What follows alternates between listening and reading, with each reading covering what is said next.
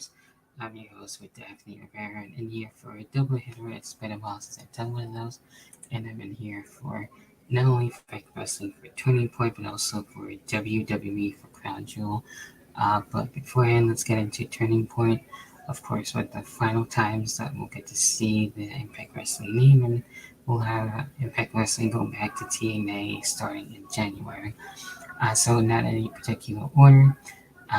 Where we have going right into the main card, where we had Eric and Josh Alexander actually teaming up, dealing with subculture. They're actually able to get their win there, so interesting stuff there. And then we get into Giselle Shaw dealing with Alex Windsor. Giselle Shaw actually getting her win. We have Rich Swann dealing with Trey Miguel and being able to go at it with a really cool match where we had Rich Swann getting the win there. Joe Hendry and Simon Miller. This was very cool to see with Simon Miller in the ring actually and being able to have him dealing with the match. And then we had Joe Hendry getting the win there. So hopefully we'll see more of Simon Miller. That'd be really cool. We had Moose and Brian Myers dealing with Chris Sabin and Frankie Kazarian. Moose and Brian Myers getting their win. We had the co-main event and where we had Knockouts title on the line. Trinity and Deanna Purrazzo dealing with their fair share back and forth and really cool stuff. Trinity actually getting the win there, keeping the Knockouts title. And then we had the main event dealing with Will Ospreay and Eddie Edwards. These two had a really cool, amazing match for sure. Even one kind of main event actually, to be honest, between the knockouts match. But Will Ospreay actually getting the win there was really cool there, and kind of went really either or. And that was it for Turning Point. Then we got two for Crown Jewel. Crown Jewel, what we actually saw a kickoff match, believe it or not, which is very surprising. Very happy about that. And where we had Sami Zayn and JD McDonough going at it, and a really cool, interesting matchup for sure. Sami Zayn actually getting his win, which definitely makes sense. So it's still weird that Sami Zayn is on his own. And same thing for Kevin Owens being on opposite brands. Basically, where Kevin Owens was traded, obviously, to go to SmackDown. Then we get into the main card, not in any particular order. Damian Priest and Cody Rhodes. And we had Cody Rhodes getting his win there. And Damian Priest actually teasing the cash in, but it wasn't successful on that. Thanks to actually, believe it or not, Sami Zayn on that. So that leads me to play Sami Zayn and Damian Priest a feud, maybe for the PFS, I don't know. We have John Cena and Solo Sikoa, a really fun matchup for sure, and Solo Sikoa actually getting the win there, a really big one.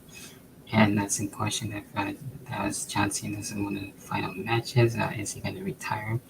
Is this his final year? That remains to be seen. So basically uncertainty there. We had the Fatal 5, really probably one of my favorite matches of the night. We had Rhea Ripley, Nia Jax, Raquel Rodriguez, Shayna Baszler, and Zoe Starks all on this one. Really fun, cool spots, definitely for sure, especially the finish, which was dope.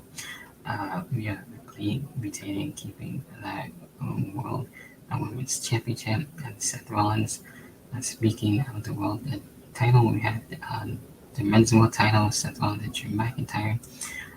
Awesome stuff for sure. Drew McIntyre came close, but Seth Rollins was able to retain. And then we get into one of my other favorite moments for sure. But before we get into that, let's get into the United States title. Rey Mysterio and Logan Paul, really interesting stuff there. Logan Paul actually getting a US title, kind of not surprised, but we'll see what happens.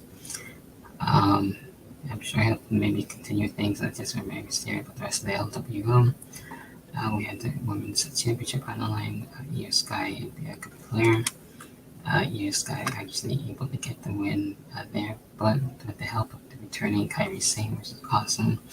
Been dying for her to come back, and really happy that she's back, and I'm happy at how they did things. That I remembered how Kairi Sane was dealing with Bailey at one point, so as Io Sky and um, Kairi Sane together in their own group, going to be with Asuka or something. It's Io Sky still with Damage Control, so a lot more questions.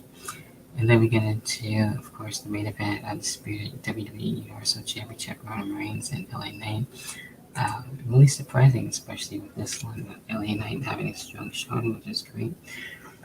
Almost when we came close, Roman Reigns found the way, so Jimmy Uso get involved, Solo Sikoa trying to get involved, and of course, Roman Reigns actually winning and retaining his Universal Championship. On top of that, even with Paul Heyman getting involved, so there's a lot to actually be dealt with there.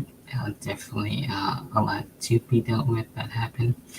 So I'm sure the feud will continue. I'm very proud for LA Knight and happy for him for sure. So that's everything that happened with Turning Point and Crowd Zero. With your thoughts, those are mine.